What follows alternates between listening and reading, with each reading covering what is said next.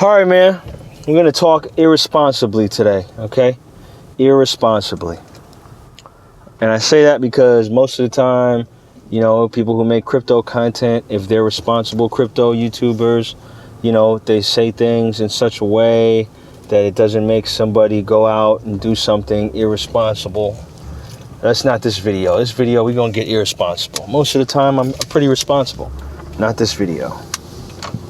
We're going to holler at you. And talk for real. So look, man, I don't know what you're thinking. All right, I don't know what you think is gonna happen. You know, here's what kind of got me talking like this. Is I got a call from one of my bros, and you know, we talked a little while ago when Bitcoin was at 29,000. And he was wondering about getting in. And I, you know, answered some of his questions. And I don't know how much he was working with, but he ended up buying at 29K. Then Bitcoin goes to 45K. And he's like, hey, Teddy, should I sell some of it, take some profit? And I said, what are you going to do with the profit? And he said, I'm going to put it in a high yield or high interest yield or a high yield interest account. I forgot what it was. And I was like, oh, a high yield interest account, interest bearing account. Okay, all right. You know, well, so what does this high yield interest bearing account produce? You know what I mean? What's that interest rate looking like, bro? He said 1.5% per month. I was like, okay, look, let's do some math, right? You put in some money into Bitcoin. You made almost 100% in about 5 weeks. Made like 80-something% in like 5 weeks, right? Okay. You want to take money out of that and put it into something that's going to give you maybe 15% on the year, right? And he was like, oh, well, when you put it like that, you know, it doesn't sound that smart. And that's what I'm trying to see, you know, that's what is sparking this video today, right? Is that you guys, you think that this is just some little money-making stuff, you know, like, oh, investing in crypto is just a little money-making thing, like gold, like stocks, you know what I mean? And yeah, there's money to be made, but you're investing in the transition from using dollars to using digital currencies, cryptocurrencies, right? So no longer using dollars to now using cryptocurrencies. This is literally, this is like, you know, okay, did you invest in cell phones? Did you have Nokia stock back in the day? Or Motorola stock? You know what I'm saying? Because cell phones replaced phones. You know what I mean? Like I know I don't have a landline. I don't want a landline. Whenever AT&T tries to bundle up the landline and cable with my internet service to try to give me a cheaper price, I'm like, ugh, I'm ducking that because I don't want that at all. You know what I mean? Nobody really does. Social media, did you invest in Facebook or Instagram? Instagram went from 0 to $1 billion corporation in 500 days. You know, it's pretty quick. Did you do that? And you maybe you didn't. You know what I'm saying? Did you jump on, you know, the digital media distribution revolution? YouTube, Netflix, Hulu, Amazon. Did you invest in those things? You know what I'm saying? Probably not. What else, man? You know, we can keep going. What about electric cars? You know, going from gasoline to electric. Did you invest in Tesla? You know what I'm saying? Or any other companies that first emerged with hybrid technology? No, you didn't. Maybe you didn't. You know what I'm saying? And so all of these things, you know, we can keep going, right? Airbnb transformed the hospitality industry. Uber, taxis. You know what I'm saying? Did you invest in those? Maybe you did. Maybe you didn't. If you didn't, you know, you should probably stop trying to miss these boats that leave and everybody, you know, earns a considerable amount of money on it. If you could see what Facebook was going to be back in 2006, you know, would you sell it after it gained 30% to take a profit? You know what I'm saying? When it would probably do like 1,000% or 3,000 or 4,000% after that? You know what I mean? Would you take profits there? You know, is that what you call a profit? You know what I mean? Like, come on, bro. You know, what are you doing? What are you doing, guys? What are y'all doing out there? Y'all are doing little 3-week investments. Stop, man. I thought we already had this conversation, you know, but I'm seeing that no, man, you guys aren't getting it. You just think that it's just a thing to make money with, and that's it. Nah, man. We're, literally jumping ship from the dollar. That's what's happening, okay? There's the dollar, which everybody's been using. Everybody has in use. It's the dollar all around the world. Nobody wants to use it now. Or we're starting to go down that road where it just doesn't make sense to use that, right? Try to go into the real estate market. And don't get me wrong, I think putting money into real estate is infinitely better than putting money, or keeping it in dollars, you know what I'm saying?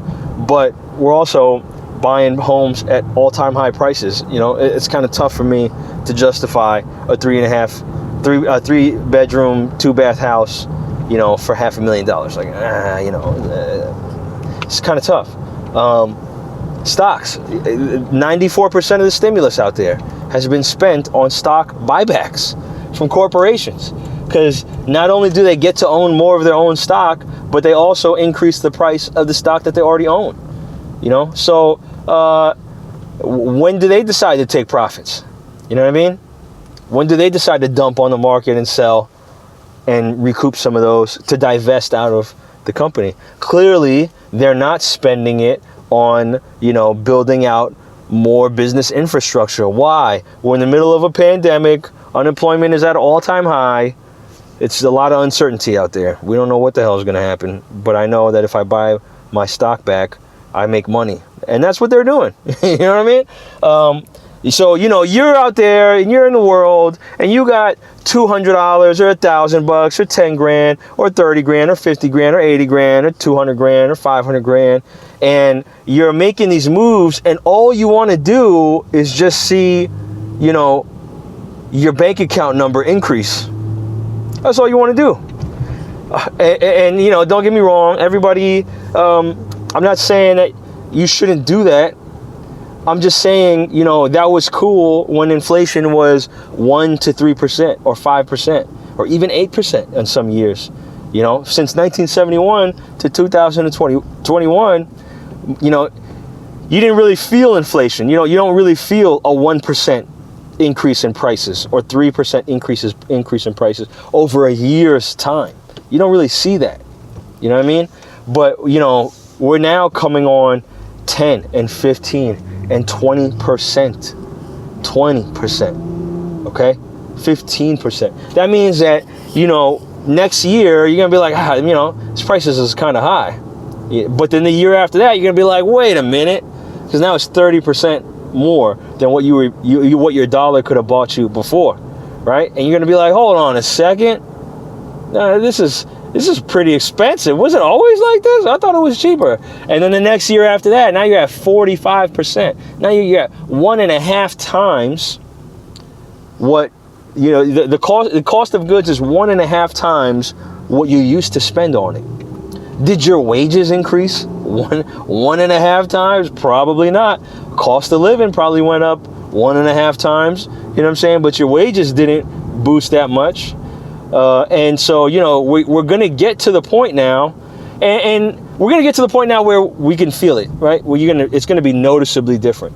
And this is what economists who have been keeping it real about getting off the gold standard, they've been saying this for a long time. Like, at some point, we're going to pay the piper. Like, it's going to be out of control. And we're there now. This is it.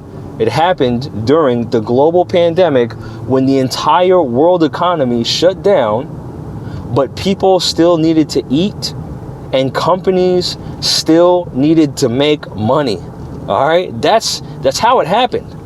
That's how it happened. All right, and so the dollar, the one that you're trying to increase in your bank account, you know what I mean, in your little financial instruments, and you know, the little savings stuff that you guys do, the dollar, you guys are trying to hold on to that and increase how many dollars you got. And the corporations who are donors to politicians are putting pressure on politicians to take your dollar and print it into oblivion, print the hell out of it to give it to them so that they could turn it into assets that they own, because they know they don't want to hold on to the dollar. You know what I mean? Now look, man, there's crypto. You know, if you're trying to bust a move, if you're trying to make a move right now, and look, this is, I preface this with, this is an irresponsible video. It's irresponsible because some of you guys, you know, you hear a few words and you think you know the whole book. And so then you go out and you do something not smart, you know what I mean? With the little bit of knowledge that you get, and you're dangerous to yourself, right? So that's why we try to be, you know, responsible about it. And we don't want people to go out and blow their whole life savings or kids' tuition on Dogecoin or Shiba Inu or something like that. You know what I'm saying? But whatever, man, you're going to do what you do. Don't blame me. I already warned you. You got fair warning, all right?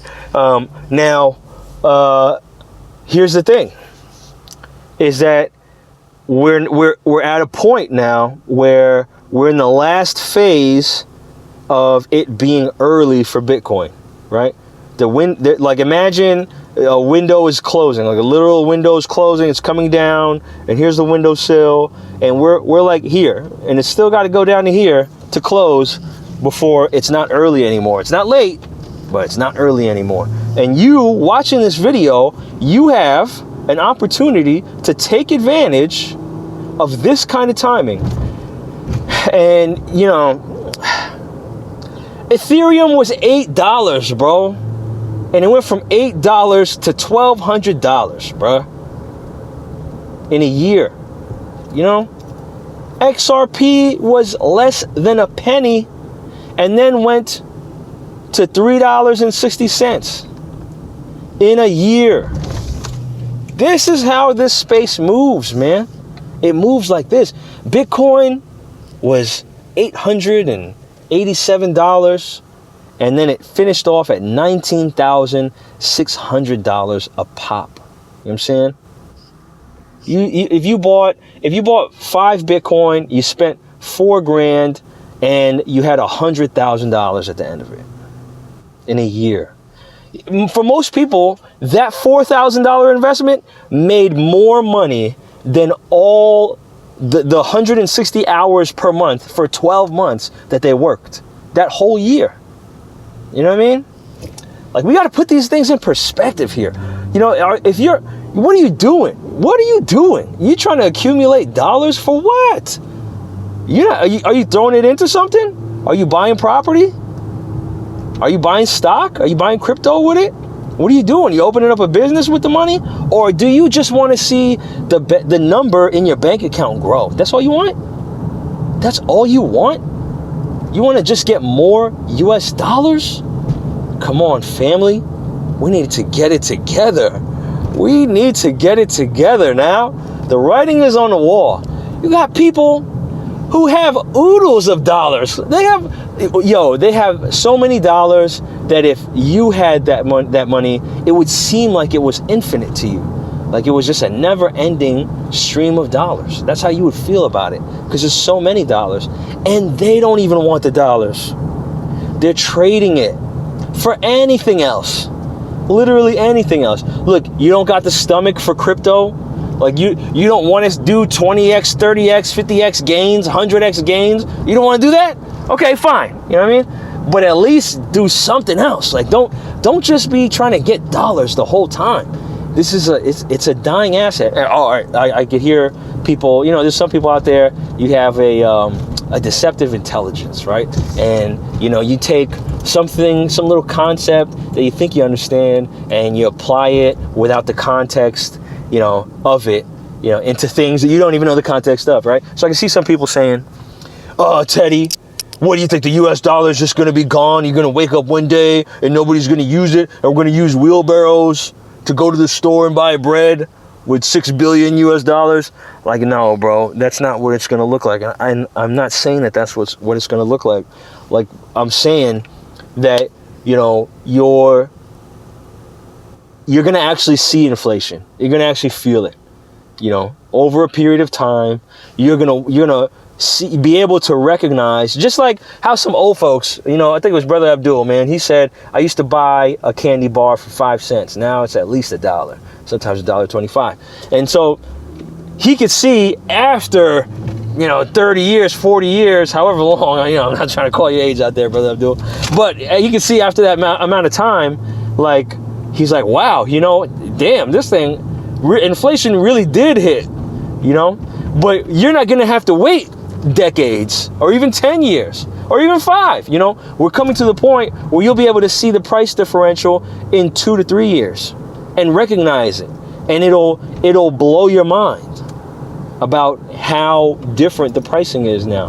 And you know, it's not like we're going to start using euros because that's stronger or something like that. It's not going to work like that, because so many of these currencies around the world are pegged to the US dollar. They're literally backed by the US dollar. So, you know, all fiat currencies, all global currencies are going to feel it, you know? And do we think, come on, man, let's keep it real, man. Do we seriously think that they're done printing? Like, you really think inflation is going to be transitory? Like, come on, man. Everybody's like, all right, here's the other thing, right? The logifiers, right?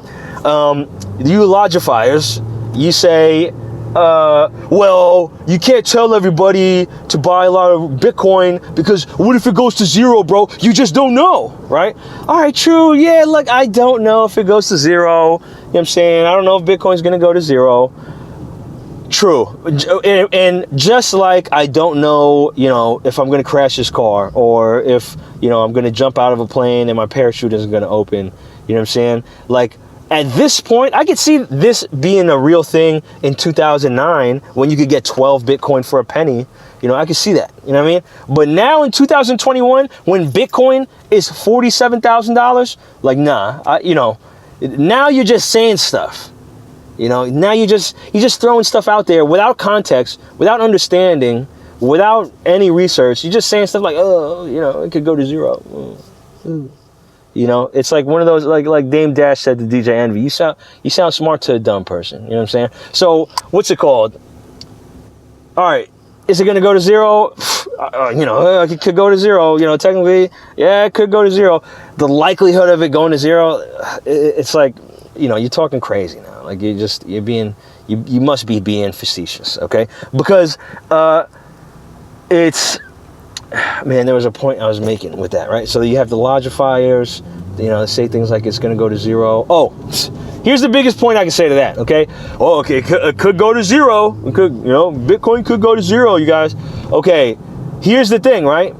You go pull up every single chart for the US dollar, every chart that tracks inflation from the beginning of 1971, or even, you know, you can even look at charts before that, but 1971, that's when Nixon took it off the gold standard, right?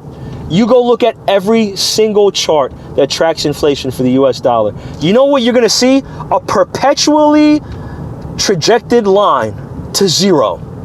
It starts out here and it goes all the way down to here, and next year they're just going to make the chart longer and the line steeper.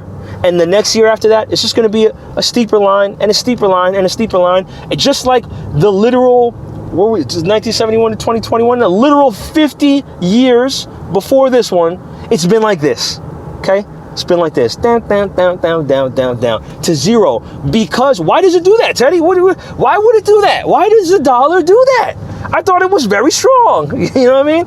Yo, you have to learn the fundamentals of tokenomics, okay? Tokenomics.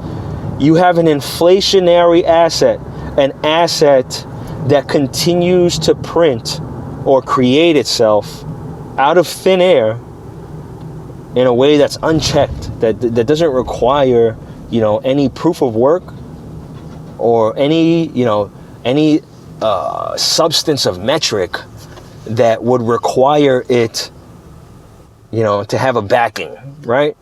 You just could print it out of thin air. And so every year they just print it. We didn't make enough on taxes, I'll go just print it. Who cares? You know what I mean? We need to fund this, whatever, print it. Oh, we passed a budget resolution, print it. Print it. You just have this magic money printer, just print. And that's what the reality is. Your US dollars you're saving in your account, the dollar amount is not going to change. But the power, the potency of your dollar amount, gone. You know what I mean? So in 3 years, you're talking about 45% gone. In 4 years, 60% gone. 5 years, 75% gone. In only 6 years, not even a decade, man, 90% of the buying power of your dollar is gone.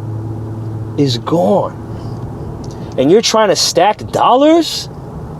That's what you want? You looking at crypto or real estate or stocks, and you're like, I don't know, because it could go down. And I'm trying to keep my dough. You feel me? I'm trying to keep this paper. You know what I mean? Trying to hold on to my bread. You know what I'm saying? I ain't trying to take no L's. Meanwhile, your bread is the L. Your paper is the L, bro. It is the L. Man, we gotta, look, man, maybe I'm wrong. All right? Maybe all the charts and the data and the economists and all the richer people than I who don't want to hold on to money, when hedge funds talk about pools of money sitting and realize literally leaving it sitting is no good because of inflation, you know what I'm saying? Maybe we're all wrong and you're right. Maybe you're right about that. Maybe you're having some kind of emotional, reaction to the information I'm displaying here. You know what I mean? Maybe. We got to consider all the possibilities.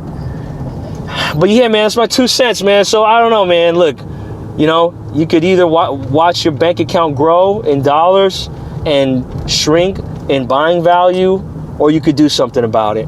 And you could own more assets. And you could take a fundamental approach to not having, paper just sit, money just sit and not work for you. It's up to you, man. It is up to you. It is up to you. It's my 2 cents. Holla at me, man. Beat me up in the comments, bro. Call me names, cuss me out, but present a counter argument. Because we need to talk. Any questions you got? I know there's a lot of BS out there. And don't listen to me, man. I'm just a random dude on the internet. I'm nobody. And ask everybody who's hit me up, DM me, ask me some stuff. I tell you all, don't believe anything I say. And just do your own research. Go confirm it.